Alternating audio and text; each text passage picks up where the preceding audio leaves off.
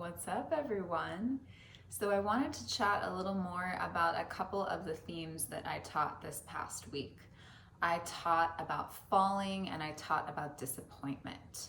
Not the sexiest topics to be talking about in yoga, and yet both are so important to the practice of yoga and also to the practice of climbing that it feels pretty essential to be covering them. So when I taught about falling, what I realized when I was teaching is that we're afraid of falling because on the other side of falling is the unknown. When we fall asleep, we don't know what our dreams will be. When we fall in love, we don't know what will happen next. When we fall into a new routine or we fall into a new type of creative expression, like creating videos, we don't know what will happen next. And so in that, there's this fear. But what we can do is we can start to reframe that uncertainty as mystery. And I like to think of mystery as intentional uncertainty. We love a mystery book. We love watching mysteries on TV. Mystery feels very divine. Uncertainty feels a little bit more like we're holding our breath and we don't know what's going to happen. Mystery feels like we're breathing into the experience of not knowing what will happen. So when we fall, we don't know what will happen. We don't know if we'll get hurt. We don't know what's going to happen next.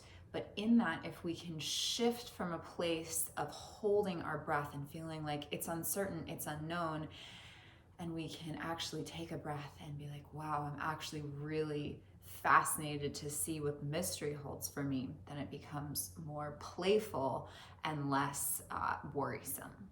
So that was falling. And then I also taught quite a bit about disappointment this week. And that was actually an emotion that I was experiencing. And in my process of working through it, I came across this article, which I'll share, about a goddess who is associated with the energy of disappointment.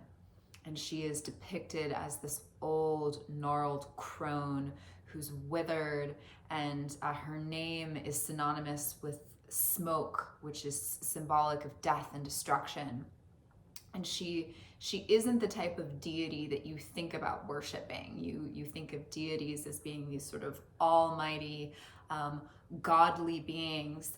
And yet this goddess of disappointment contains tremendous wisdom and so many gifts for us, because within disappointment is our freedom. And the reason for that is that when we experience disappointment, we experience the parts of us that are bound and attached to expectations, to outcomes. A disappointment is simply an unfulfilled expectation. So if you're feeling disappointed, it reveals to you that you had expectation. If you have expectations, welcome to the human experience. We all walk around expecting things all the time, and sometimes they manifest, but sometimes they don't. And so while disappointment is a very difficult emotion to sit with, and if you are feeling any sort of disappointment, I want to just say I am holding you so close. I was feeling it really, really deeply this week, and it was very painful. I was suffering. And yet when I came across this goddess and started to realize the gifts that I was being led to, I started to recognize how divine disappointment is. So falling contains mystery. Disappointment contains our freedom. What do we have to be afraid of? All right. I love you all so much. See you in class soon.